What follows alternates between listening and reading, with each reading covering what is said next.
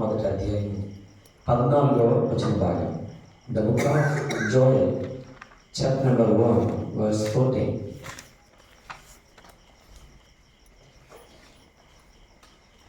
యోవేలు గ్రంథము మొదటి అధ్యాయము 14వ వచన భాగం.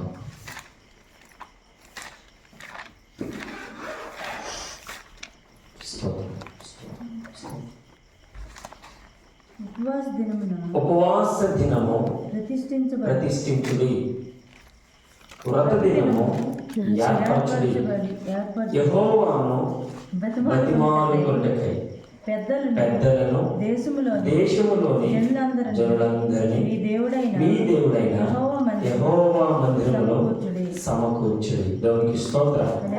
ప్రార్థన చేసుకుందాం, కళ్ళు మూసుకుందాం. పరిశుద్ధమైన మా కన్న తండ్రి, నీకు వందనాలు. కొద్ది నిమిషంలో నీ మాటలు ధ్యానించుండగా నాతో అందరితో సూటిగా తడిగి మాట్లాడి మమ్మల్ని అందరిని బలపరిచి నడిపించిన నీ దాసులకు సంపూర్ణ ఆరోగ్యాన్ని అనుగ్రహించిన యేసు నామములో పడుచున్నాం తండ్రి. దేవునికి స్తోత్రం.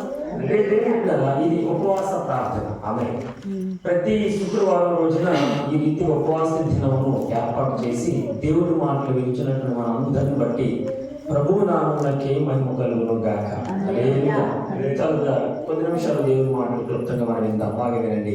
ఇక్కడ భక్తుడైనటువంటి యోవేలు ప్రవక్త ద్వారా ప్రభువు పలుకుతున్న మాట ఎవరికి మాట్లాడుతున్నాడు అడిగితే, ఇశ్రాయేలు ప్రజలందరూ కూడా చెడిపోయారు, ఇశ్రాయేలు ప్రజలందరూ కూడా త్రావు తప్పిపోయారు, ఇశ్రాయేలు ప్రజలందరూ కూడా దేవుని మాట పెడచెవిన పెట్టారు, ఇశ్రాయేలు ప్రజలందరూ కూడా దేవునికి అయిష్టకరముగా బ్రతుకుతున్నటువంటి సందర్భాలలో యోవేలు ప్రవక్తని ప్రభు ఏర్పరచుకొని వారితో సెలవిస్తున్నటువంటి మాట. దేవునికి స్తోత్రం.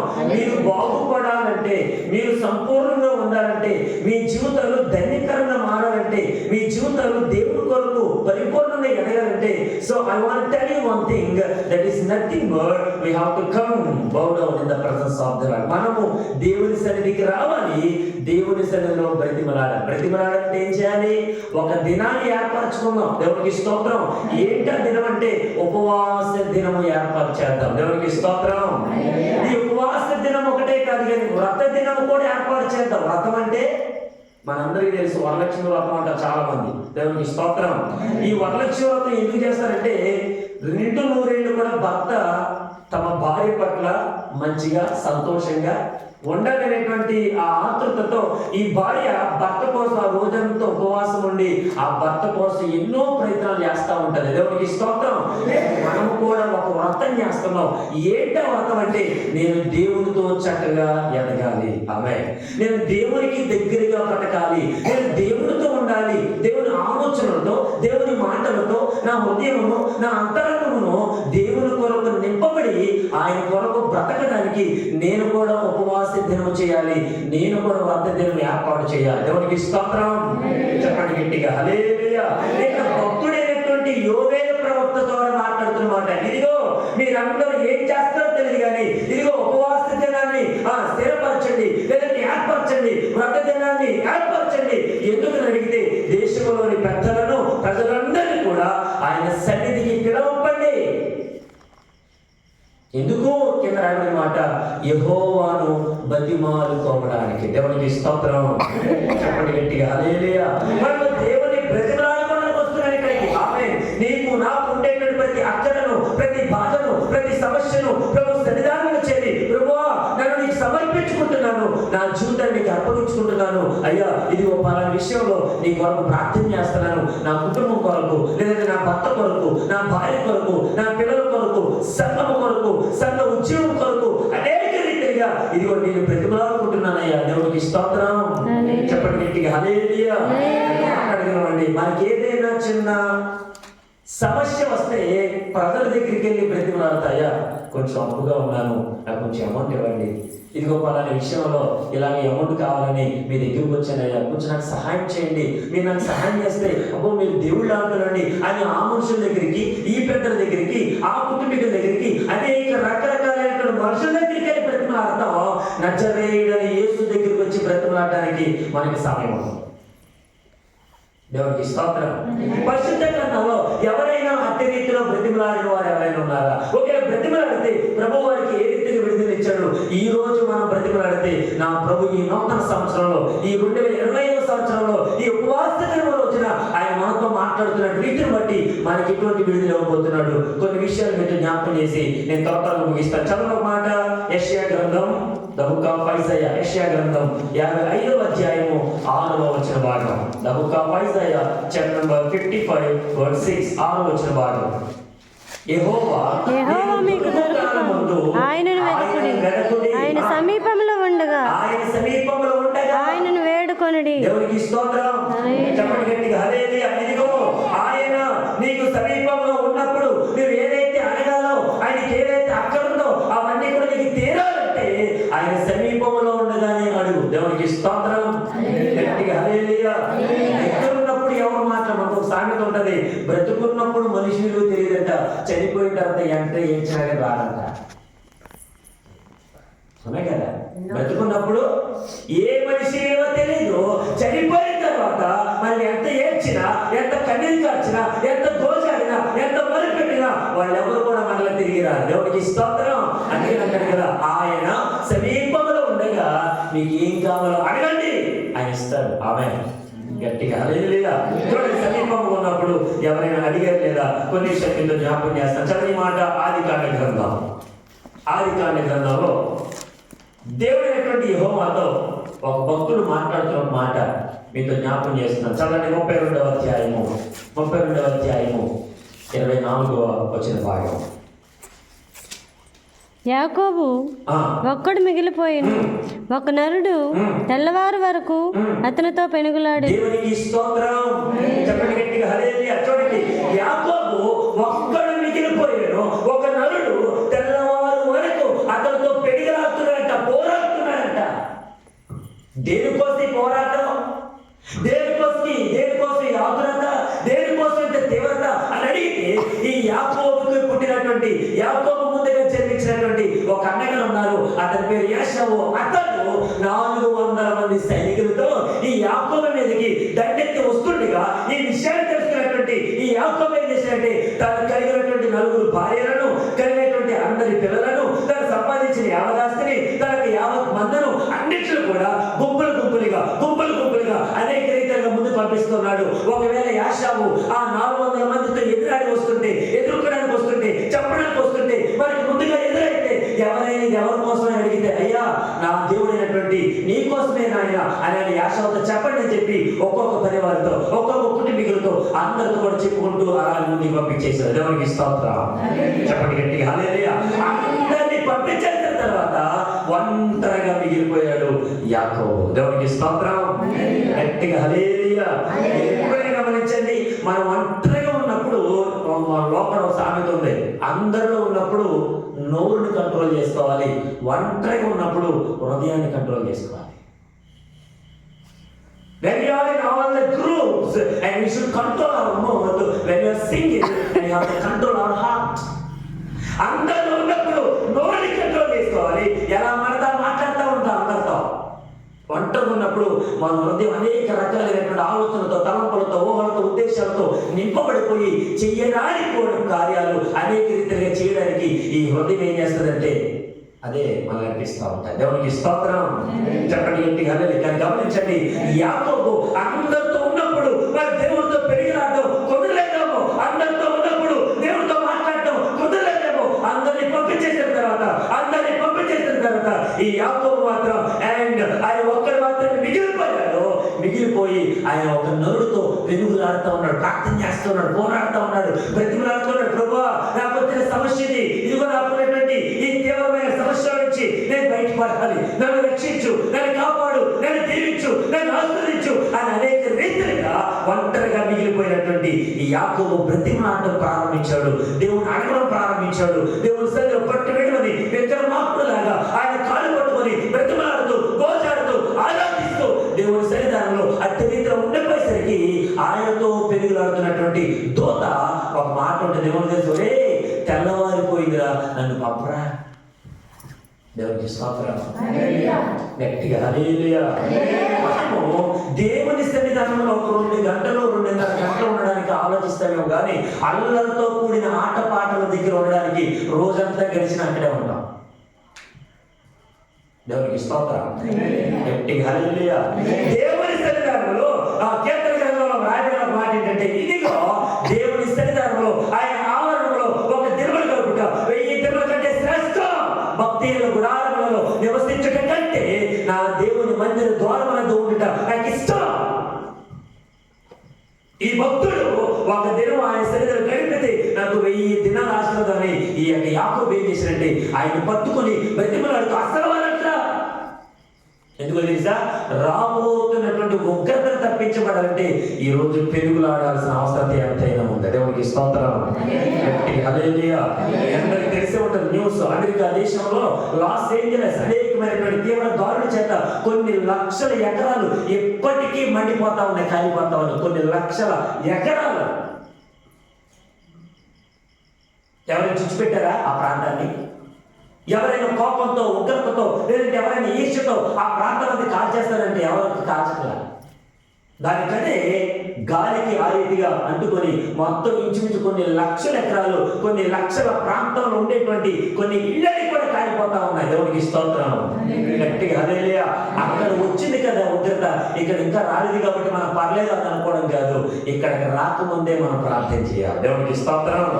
గట్టిగా హల్లెలూయా. ఇదిగో ఈ ఉగ్రత యాషావు రాబోతున్నటువంటి ఆ 400 మందితో, ఆ కత్తులతో, కటాలతో చంపడానికి సిద్ధపడేటువంటి యాషావు యొక్క ఆ ప్రయాణమును ఈ యాకోబు రాత్రంతా దేవుని సన్నిధానంలో గడిపి బ్రతిమలాడి ఆయన ఏ ఉపవాసం అయితే చేశాడో, ఏ వ్రత దినం అయితే ఏర్పాటు చేసుకున్నాడో, దేవుని దగ్గర బ్రతిమలాడటం ప్రారంభించుకున్నాడో, ఆ ప్రారంభమే ఈ యాషావు దగ్గర నుంచి వచ్చినటువంటి ఉగ్రతను ఆయన నిలిపివేసేశాడు. దేవునికి స్తోత్రం. హల్లెలూయా. ఈ రోజు మన చుట్టుపక్కల ప్రాంతాల్లో అనేకమైనటువంటి పల్లెలు, గ్రామాలు చాలా వరకు ఉన్నాయి. ఈ గ్రామంలో ఉండేటువంటి ప్రజలందరి యొక్క మారు మనసు కొరకు కన్నీటితో ప్రార్థన చేయాల్సిన అవసరత దేవుని సన్నిధానంలో ఎంతైనా దేవుని సేవకునిగా, దేవుని సేవకులుగా, దేవుని సంఘ విశ్వాసులుగా మనకెంతైనా ఉంది. అందుకే ఈ శుక్రవారపు ఆరాధన, అందుకే ఈ ఉపవాస ప్రార్థన మన జీవితాన్ని కట్టుకోవడానికి, సంఘ జీవితాన్ని బలపరచడానికి, అనేక మందిని వెలిగించడానికి, దేవుని సేవలు నడిపించడానికి, అనేకమైనటువంటి వారందరూ కూడా పరిశుద్ధాత్మ అభిషేకంతో పరిపూర్ణతలోకి తీసుకురావడానికి, and all the church members and all the church pastors and they are fasting all the day. దేవునికి స్తోత్రం. ప్రతి ఒక్కరు కూడా శుక్రవారం ఉపవాసం నుండి కన్నీరు కాచి ప్రార్థన చేయడం ఎందుకోసం తెలుసా? ప్రపంచమంతటిని కూడా మార్చడానికి, ప్రతి ఒక్కరిని కూడా ప్రభు ఎదుట నిలబెట్టడానికి. దేవునికి స్తోత్రం. చెప్పండి గట్టిగా హల్లెలూయా. ఎప్పుడైతే యాకోబు ఒంటరిగా మిగిలిపోయాడో, ఈ ఒంటరిగా మిగిలిపోయిన యాకోబు అటు ఇటు చూడట్లేదు, అటు ఎవరితో మాట్లాడట్లేదు. ఏ దేవదూత అయితే వచ్చిందో, ఏ దేవదూత అయితే మాట్లాడుతున్నాడు, ఆ దేవదూత యొక్క కాళ్ళు పట్టుకొని బ్రతిమలాడుతూ ఉన్నాడు, అయ్యా నన్ను ఆశీర్వదించు, అప్పుడే నేను నిన్ను వదులుతా. దేవునికి స్తోత్రం. గట్టిగా hallelujah. If you are blessed then I will leave you. నువ్వు నన్ను ఆశీర్వదిస్తే నేను నిన్ను విడిచిపెట్ట. ఆశీర్వదించేంత వరకు కూడా విడిచిపెట్టలేదు యాకోబు. దేవునికి స్తోత్రం. గట్టిగా హల్లెలూయా. అందుకని యాకోబుకి ఒక పేరు ఇవ్వబడింది. ఏంటో తెలుసా? ఆ పేరు యాకోబు మగసిరి గలవాడు. ఆమేన్. ఆయన ఎవరంట? మగసిరి గలవాడంటే 10 మంది సంతానం గమనం కాదు. మగసిరి గలవాడంటే మీసాలు తిప్పుకోవడం కాదు. మగసిరి గలవాడంటే ధనవంతుడి కాదు. మగసిరి గలవాడంటే అంతస్తు మీద అంతస్తు కట్టడం కాదు. మగసిరి గెలవాలంటే దేవునితోనూ మనుషులతోనూ పోరాడి గెలవడం. దట్ ఈస్ మగసిరి. దేవునికి స్తోత్రం. గట్టిగా హల్లెలూయా. గట్టిగా హల్లెలూయా. అది భక్తులు పాడాడు కదా, అబ్రహాముల విశ్వాసిన యాకోబుల మగసిరి గలవాడన, అబ్రహాముల విశ్వాసిన యాకోబుల మగసిరి గలవాడన, ఎందుకయ్యా ఇంత ప్రేమ, ఏమలేము ఈ ప్రేమకు, ఎందుకయ్యా ఇంత ప్రేమ, ఏమలేము ఈ ప్రేమ.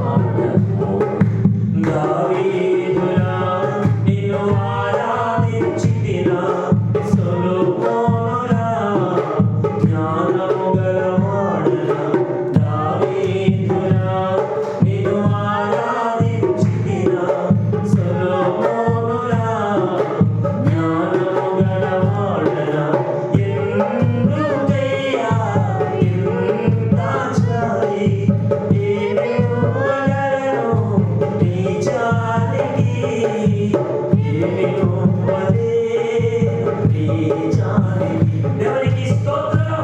ఏ పాటి వాడని ఈ రోజు నన్ను ఈ రీతిగా నిలబెట్టాడు. ఎందుకు? పనికిరాని వాడుగా ఉన్న మనలను పనికొచ్చే పాత్రగా చేసి ఆయన మలుచుకొని తనకి ఇష్టమొచ్చినట్టుగా నా ప్రభు మనందరినీ వాడుకుంటున్నాడు. దేవునికి స్తోత్రం. ఇదిగో ఈ యాకోబు ఎప్పుడైతే ఆ దూత పాదాలు పట్టుకొని బతిమలాడుతూ కొనియాడుతూ అయ్యా నన్ను ఆశీర్వదించు, అది లేవు, నువ్వు నన్ను ఆస్వాదిస్తేనే కానీ నేను ఎన్నడూ కూడా వదిలిపెట్టాను. ఎక్కువ మాట చెప్పమంటారా?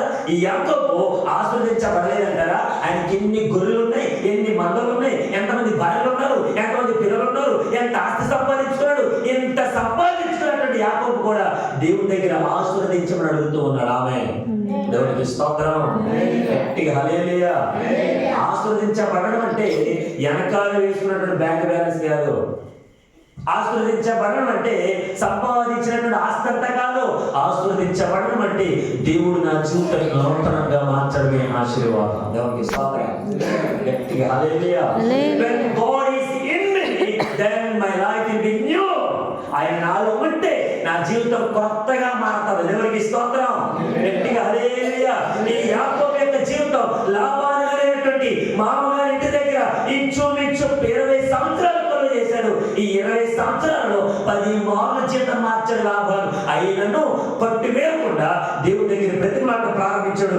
ఏ బేతేలు దగ్గర అయితే ఒక తలగా చేస్తూ నిద్రపోయాడో ఆ మధ్యరాత్రి వేళ ఆయన ఒక దర్శనం చూస్తున్నాడు. ఏంటా దర్శనం అంటే ఒకనిచ్చిన ఆకాశంలో ఒక కొన, భూమి మీద ఒక కొన, పైనుంచి దేవదత్తులు, కింద నుంచి దేవదత్తులు ఎక్కుతూ దిగుతూ ఉన్న ఈ దర్శనం చూస్తూ ఒక దూత మాట్లాడుతూ ఉంది కదా, యాకోబు భయపడమాక, ఇదిగో నీ యొక్క తాతగారైనటువంటి అబ్రహాము దేవుడను, నీ తండ్రి అయినటువంటి ఇస్సాకు దేవుడను, ఇదిగో నీకు కూడా దేవుడను. నువ్వేం చేస్తావు తెలుసా?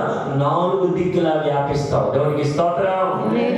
హల్లెలూయా. నిన్ను మరలా ఎక్కడికి తీసుకొచ్చేంత వరకు కూడా నేను నిన్ను విడిచిపెట్టను వాగ్దానం పొందినటువంటి యాకోబు అదే బేతుల దేవుడు లాబాను గారైనటువంటి మామగారి దగ్గర ఉంటుండే అదే దేవుడు మరలా మాట్లాడాడు.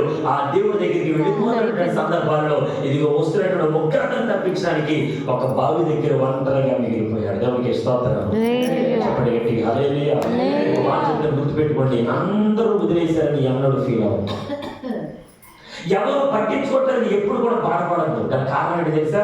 నీ నా పక్షమున ఒక దేవుడు ఉన్నాడు, ఆయనే నజరేయుడైన యేసు దేవుడు. దేవునికి స్తోత్రం. అందరూ విడిచిపెడతారు, అందరూ వదిలేస్తారు.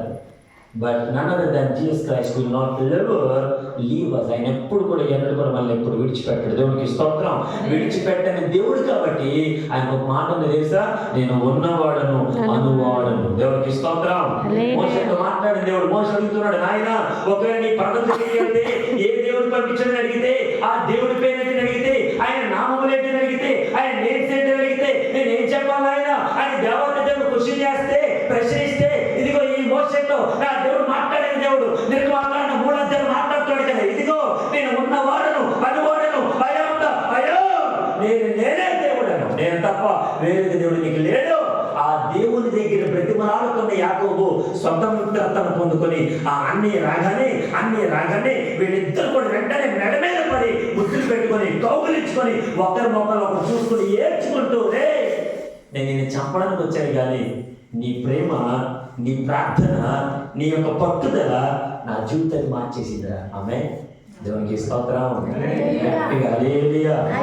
యోవేలు గ్రంథంలో ఒక మాట రాయబడింది. చదవసానే మాట 1వ అధ్యాయము 14 వచ్చిన భాగం. The book of Joel chapter number 1 verse 14. నేను ముగిస్తున్నాను.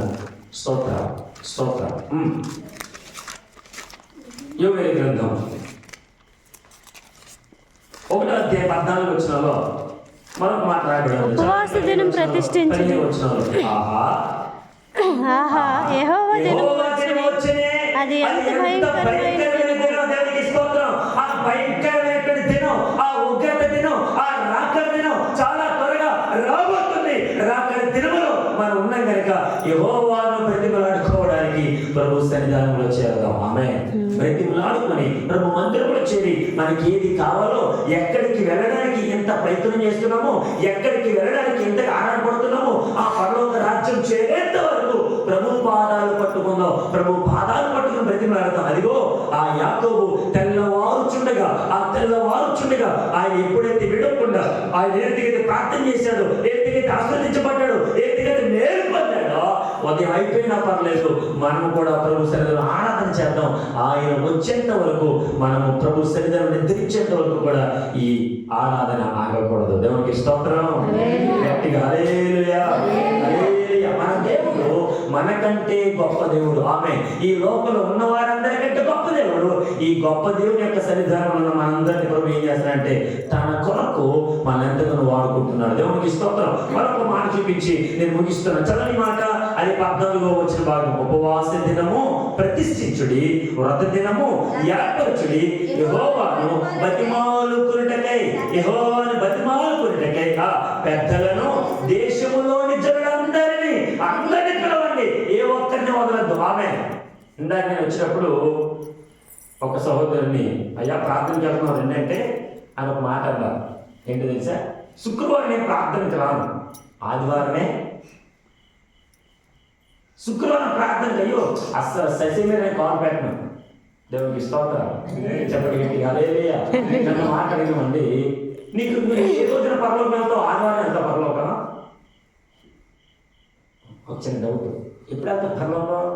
ఆదివారం వెళ్తానండి పరలోకాన్ని కూడా చేయొచ్చండి. ఎవరు ఉన్నదా ఈ లోకంలో? నేను ఆదివారమే చచ్చిపోతానండి, ఆదివారమే ప్రభుత్వాన్ని నిద్రిస్తానండి, ఆ రోజే పరలోకం వెళ్తానండి. ఉన్న గ్యారెంటీ ఉందా? తెలుసిన గ్యారెంటీ. ఎప్పుడొకప్పుడు ఎలాగోలాగా ప్రభు సన్నిధిలో నిద్రిస్తాం. నిద్రించక మునిపే నేను ఎక్కడికి వెళ్ళాలో తెలుసుకోవాలి. ఆమె గట్టిగా హల్లెలూయా. ఆ మాట అన్నప్పుడు నాకు కొంచెం నవ్వు వచ్చింది. నేను ఒకటే అనుకున్నాను, ఇంకా ఇంకొక ప్రశ్న ఇంకెప్పుడు అడగకూడదు. ఆమె గట్టిగా హల్లెలూయా. ఇంకొక ప్రశ్న అడగకూడదు. దేవునికి స్తోత్రం.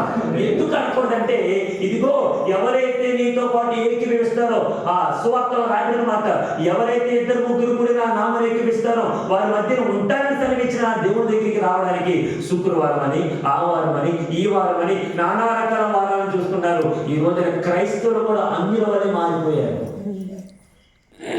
క్రైస్తవులు కూడా అన్యులని మాట. అయ్యో ఈరోజు నీస్తుందండి, ఈరోజు మేము కలరింగ్ డ్రెస్ వేసుకోవండి, ఈరోజు మేము ఈ ఊరు పొలిమేర దాటి ఎలా అండి, ఏ రోజు అండి? గట్టిగా హల్లెలూయా. ఏ రోజు? అదే అదే ఆ రోజు, యేసయ్య ఉగ్రత రోజు, ఏడేళ్ల శ్రమల రోజు, పాపులంతా ఏడ్చే రోజు, అదే అదే ఆ రోజు, యేసయ్య ఉగ్రత రోజు, ఏడేళ్ల శ్రమల రోజు, పాపులంతా ఏడ్చే రోజు, అదే అదే ఆ రోజు, యేసయ్య ఉగ్రత రోజు. ఓ మనిషి యోచించుతివా, నీ బ్రతుకు ఎలా ఉన్నదో? ఓ మనిషి యోచించుతివా, నీ బ్రతుకు ఎలా ఉన్నదో? దేవునికి స్తోత్రం. ఓ మనిషి యోచించు, నీ బ్రతుకు ఎలా ఉందో. ఉపవాస దినాన్ని మీ అందరి కొరకు ఏర్పాటు చేశారు దేవుని సేవకు. అందరు కలిసి దేవుని సన్నిధిలో ఆరాధించాలని, అందరు కలిసి దేవుళ్ళు బ్రతిమలాడాలని, అందరూ కలిసి దేవుణ్ణి ఆరాధించాలని ఇదిగో ఈ ఉపవాస దినాన్ని ఏర్పాటు చేశారు. కానీ యాకోబు ఒంటరికి మిగిలిపోయాడు. అది ఏ దినమో నాకు తెలియదు కానీ, అది ఏ వారమో నాకు తెలియదు కానీ, అది ఏ రోజు నాకు తెలియదు, అది ఏ గడియో నాకు తెలియదు. కానీ యాకోబు ఒంటరికి మిగిలిపోయి ఆయన పొందుకున్న ఆశీర్వాదం ఏంటో తెలుసా? అప్పటి వరకు అన్నాదమ్ములు మరీ కఠినాత్ములుగా చెప్పుకోవడానికి ఎంత మాత్రం కూడా విసుగు చెందగా, ఇంకా ఏ మాత్రమైనా సరే దొరికితే చంపేస్తాం అనేటువంటి ఆలోచనతో అలాగే ఎదిగినటువంటి ఆ ఇద్దరు అన్నాదమ్ముల మధ్యలో ఆ ఒంటరి ప్రార్థన, ఆ పట్టుదలతో చేసిన ప్రార్థన ఆ శత్రుత్వాన్ని మిత్రులుగా మార్చేసింది. దేవునికి స్తోత్రం. చెప్పండి గట్టిగా హల్లెలూయా. ఈరోజు నువ్వు ఎవరితో గొడవపడుతున్నావు నాకు తెలియదు, నువ్వు ఎవరితో మిత్ర భేదం చూపిస్తున్నావు నాకు తెలియదు, నువ్వు ఎవరితో కఠినంగా ఉంటున్నావు నాకు తెలియదు, నువ్వు ఎవరితో మనస్పర్ధలకి నాకు తెలియదు. కానీ ఈ ఉపవాస దినం రోజున అందరితో నా ప్రభు మిత్రం కలిగి లేదంటే స్నేహం భావం కలిగి అటువంటి పట్టుదలకు మా అందరి ప్రభు నడిపించును గాక. హల్లెలూయా. మరి ఎప్పుడు పోతామో తెలియనటువంటి ఈ బ్రతుకు కోపం ఎందుకంటే మనస్పర్ధలు ఎందుకు? దేవునికి స్తోత్రం. గట్టిగా హల్లెలూయా. యేసు ప్రభు అంతటి వారే అనేక మంది కొడుతున్నా, ముళ్ళ కిరీటం పెట్టినా, పిడుగుద్దులు గుద్దినా, ఆయన వెనక ఉండేటువంటి ఆ నాగలి చావులు దున్నినట్టుగా అతని శరీరం అంతా కొరడార్థంతో దున్నేసిన, అనేక రకాల ఇబ్బంది పెట్టిన, ఆ 3 బ్రేకుల మీద వేలాడిన, ఆ శిలువ మ్రాణిపై వేలాడిన యేసు మాట్లాడాడు. ఏంటో తెలుసా? ఇదిగో తండ్రి, వీరేం చేస్తున్నారో they doesn't know what they are doing and please forgive them. వారిని దేవునికి స్తోత్రం. గట్టిగా హల్లెలూయా. ఒకే వాళ్ళ దగ్గరికి వెళ్ళి నువ్వు క్షమాపణ కోరాల్సిన అవసరం లేదు. దేవుడి సన్నిధిలో చెల్లి ప్రభువా, ఇదిగో నా మీద ఇలాగా కుట్ర పన్నుతున్నారు, నా మీద లేనిపోని నిందలు వేస్తున్నారు, అనేక రకాలుగా మాట్లాడుతున్నారు, అన్ని తెలిసినట్టుగా ప్రవర్తిస్తున్నారు, నేనేం మాట్లాడాలి, నేను తప్ప నా ఎదుట ఎవరు మాట్లాడకూడదు అన్నట్టుగా నానా రకాలుగా మాట్లాడుతున్నారు ప్రభువా. అటువంటి వ్యక్తి కొరకు నేను ప్రార్థన చేస్తాను. దయచేసి వారితో నాకు ఉండేటువంటి స్నేహం తొలగిపోకూడదు నాయన. మా అందరిని కూడా నీ సన్నిధానంలో అదే భావనతో నిన్ను ఆరాధించేటప్పుడు నాకు అనుగ్రహించిన ఆయన అని దేవుని సన్నిధిలో ప్రతిఫలాడాల్సిన అవసరం మనకి ఎంతైనా ఉంది. దేవునికి స్తోత్రం. గట్టిగా హల్లెలూయా. భార్యని భర్తల కొరకు భార్యను ప్రార్థన చేయాలి. ఆమె గట్టిగా హల్లెలూయా. మీరు మారడు అని చెప్పకూడదు. ఎందుకో తెలుసా? సామెతల గ్రంథం 18:21 రాయబడిన మాట, జీవ మరణములు 4 కోసం దాని ఎందుకు ప్రీతి పడువారు దాని ఫలము తిన్న నువ్వేది మాట్లాడతావు నీ మీదకి వస్తుంది. అందుకని దేవదేవుడు మాట్లాడినాడు. ఎవరితో తెలుసు? అబ్రహాముతో 12వ అధ్యాయం ఆదికాండం 3వ వచనంలో, నిన్ను ఆశీర్వదించు వారిని ఆశీర్వదిస్తాను, నిన్ను దూషించు వారిని శపించు. నిన్ను ఎవరైతే ఆశీర్వదిస్తారో వాళ్ళు ఆశీర్వదించబడతారు. అందుకే చెప్పండి, ప్రతి ఒక్కరు లోకరాగిన వందనాలని అంటారు. ఎందుకు? నమస్కారానికి ప్రతి నమస్కారం, నమస్కారానికి ప్రతి నమస్కారం. కొంతమంది వందనాలు చెప్పినా చెప్పరు, పలకరించరు. నేను చాలా వరకు చూశాను. దేవునికి స్తోత్రం. కొన్ని సందర్భాలు అనుకున్నాను, కొంతమంది దైవ సేవకులను చూశాను, దైవ సేవకుల కుటుంబాల్లో చూశాను, దైవ సేవకుల పిల్లల్లో చూశాను. నేను వందనాలు చెప్పినా చెప్పాడు. కొన్ని ప్రాంతాలకు వెళ్తూ ఉంటాను కదా, ఆ ప్రాంతాలకు వెళ్ళేటప్పుడు అమ్మ వందనాలు అని చెప్తే సేవకుల కుటుంబమే ఎవరు అన్నాను. ఇప్పుడు నేను కాలంలో ఒక మీటింగ్ వెళ్ళాను, ఇక్కడ కొంపంగిలో. ఆ కూడికి ఏర్పాటు చేసుకున్నప్పుడు అందరూ కూడా ఇంచుమించు సమయం ఏమిది కావాల్సింది. ఒక ఇంచుమించు ఒక 20-30 మంది అందరూ టక్ అందరూ కూర్చుంటారు. ప్రార్థన చేస్తున్నాం, ఆరాధన చేస్తున్నాం, అందరికీ ఆరాధన చేస్తున్నారు, దేవుని ఆరాధన చేస్తున్నారు. అందరూ అంతా ప్రియ అయిన తర్వాత అందరూ వచ్చి ప్రార్థన చేస్తున్నారు. పాస్టర్ గారు మళ్ళీ ఎప్పుడు వస్తారు? పాస్టర్ గారు అయ్యో మీరు ఎప్పుడు వస్తారండి? ఈ ఎన్నడికి సరే మాట, అమ్మ ఇది నా స్థలం కాదు, ఇక్కడ ఒక సేవకుడు ఉన్నారు, ఈ సేవకులు మీ కొరకు ప్రార్థన చేస్తారు. అయ్యో పర్లేదండి మీరు రండి. నేను ఒకటే అన్నాను, ఒకవేళ మరలా మీ దగ్గరికి రావాలంటే మీలో ఉండేటువంటి మనస్పర్ధలు, ఒకవేళ భర్తతో ఒకవేళ నీకు కోపంగా ఉంటే, ఒకవేళ భార్యతో నీకు కోపం ఉంటే, పిల్లలుగా మీ తల్లిదండ్రుల పట్ల నీకు కోపం ఉంటే, ఇవన్నీ కూడా మనస్పర్ధలు పోవాలి. మీరందరూ కలిసి ఉన్నప్పుడు నన్ను పిలవడాను. ఓకే అయ్యో మళ్ళీ పిలుస్తానండి. దేవునికి స్తోత్రం. గట్టిగా హల్లెలూయా చెప్పండి. గట్టిగా హల్లెలూయా. యాకోబు చేసిన ప్రార్థన అన్నగారిలో ఉండేటువంటి శత్రుత్వాన్ని మానేసింది. ఈ యాకోబు చేసినటువంటి ప్రార్థన అంతకుముందు అందరిని పంపించి ఒక మాట చెప్పిన అంతకు ముందుకు వెళ్ళిపోతాడు గుంపులుగా. ఏ ఒక్క భార్య వెనకొచ్చి ఎవరిని మీకు ఏమైందని ఏ ఒక్క భార్య అడిగిందా? భార్య వచ్చిన వెనకే పోనీ అంత సంపాదించిన సంపద ఏమైనా వచ్చిందా వెనకే? పిల్లలు ఏమైనా వెనకొచ్చి నాన్న ఏమైంది నాన్న నీకు ఎవరైనా అడిగారా? ఇంకో మాట చెప్పినా, సంపాదించేంత వరకే తల్లిదండ్రులు. ఒకసారి వాళ్ళ కాళ్ళకి నిలబడిన తర్వాత మీరెవరో దేవునికి స్తోత్రం. యాకోబు అనుకుంటూ ఉన్నాడు, అయ్యో గుంపులుగా పంపించాను కదా ముందుకి, వెనక్కి తిరిగి వచ్చి ఏ ఒక్కరు నన్ను అడగలేదే, నేను ఎలా ఉన్నానని ఎవరు చూడలేదే, నేను ఎలా ఏడుస్తున్నా కూడా నేను ఎవరు పట్టించుకోలేదే. ఈ లోకంలోని ఏడుపు ఎవరికి పట్టింపక్కర్లేదు, కానీ దేవుడు చూస్తున్నాడు. నీ నా ఆందోళన, నీ నా ఏడుపును, నీ నా బాధ, నీ నా కష్టం, నీ నా జీవితంలో ఎదుర్కొన్న ప్రతి సమస్యను my God is looking all things. దేవునికి స్తోత్రం. ఆయన ప్రతి ఒక్కటి చూస్తూ ఉన్నాడు. ఇదిగో ఉపవాస దినము ప్రతిష్ఠించండి, వ్రత దినము ఏర్పరచండి. ఇదిగో దేశంలోని పెద్దలను జనందరినీ కూడా యెహోవా మందిరంలో నిలబెట్టండి. ఎందుకో తెలుసా? ఆయనను బ్రతిమలాడుకోవడానికి రమ్మనండి. ఊతులు చెప్పుకోవడానికి కాదు, కబుర్లు చెప్పుకోవడానికి కాదు, ఈ డ్రెస్ ఎక్కడ అడగడానికి కాదు, ఎక్కడికి వెళ్ళిపోయినా అడగడానికి కాదు, ఆయనను బ్రతిమలాడడానికి రండి. ఆయన బ్రతిమలాడదాం, పరలోక రాజ్యాన్ని స్వతంత్రించుకుందాం. ఇదిగో అటువంటి పరలోక రాజ్యాన్ని అనుభవించేటువంటి కృప ఇదిగో యాకోబు తన అన్నగారితో కలిసినప్పుడు నేను అనుకుంటున్నాను, పరలోక వైభవమును కనిపించే విధంగా ఇద్దరు అనాథములు కలిసిపోయారు. దేవునికి స్తోత్రం. చెప్పండి దగ్గరికి హల్లెలూయా. ఈ రోజు నాకు కూడా అట్టరీతిలో ప్రార్థన చేస్తే ప్రతి ఒక్కరి యొక్క మనసులను, హృదయాలను ఆయన మార్చి సరిచేసి తన సేవా పరిచయం అందరినీ ముందుకు నడిపించి వాడుకున్నాను గాక. దేవుడి మాట మన ఇంట్లో ఫలాభివృద్ధి జరిగించగలిగి ప్రార్థన చేసుకున్నాం. కళ్ళు మూసుకుందాం. ప్రార్థన. పరిశుద్ధమైన మా కన్న తండ్రి, కొన్ని నిమిషాలు ఈ మాటలు ధ్యానించిన దాన్ని కొంత అల్పడిన అయ్యుంది తండ్రి. నాయన నన్ను ఇక్కడ ఆహ్వానించిన మా ప్రియులు సంఘ కాపులు నా ధైర్యం బట్టి వారి కుటుంబాన్ని బట్టి ప్రార్థన చేస్తున్న దీవించింది. నాయన ఇచ్చిన సరిమణి గారు మీ వందనాలు వారి కుటుంబాన్ని చెరువుగా అప్పగిస్తున్నట్టు వచ్చిన వాళ్ళందరినీ చెరువుగా అప్పగిస్తున్నాం. ప్రభావ నీ సేవలో నీ పరిచయంలో అంతవరకు మాలో నాయన ఊపిరినంత వరకు నీ పరిచయం నమ్మకంగా నడిపించి వాడుకోండి. ఏమి ఇచ్చి మీరు తెచ్చినారు ఆయన తమలో ప్రసన్నం మనం చెరువుగా అప్పగిస్తున్నాం. ప్రభావ అయ్యా నీ బిడ్డకి చట్టాలు అనుగ్రహించినందుకు వందనాలు. మీరే నడిపించి వాడుకున్నారు. కుటుంబీకులందరూ చెరువుగా అప్పగిస్తున్నారు. ఆయన రాత్రి బట్టి ప్రార్థన చేస్తున్నారు. నన్ను వివాహం కొరకు సిద్ధపడుతుంది. నాయనానికి స్తోత్రం. ఎక్కడ మీరు వివాహం సిద్ధపరిచారో, బంధం ఏర్పరిచారో మీరు కనుక జరిగించిన ప్రార్థన చేసుకోవచ్చు. వారందరినీ మరొకసారి చెరువుగా అప్పగిస్తుంది. మీరేమై పొందుకోమని యేసు క్రీస్తు పరిశుద్ధమైన నామములో అడిగి పొందుకున్నాము మా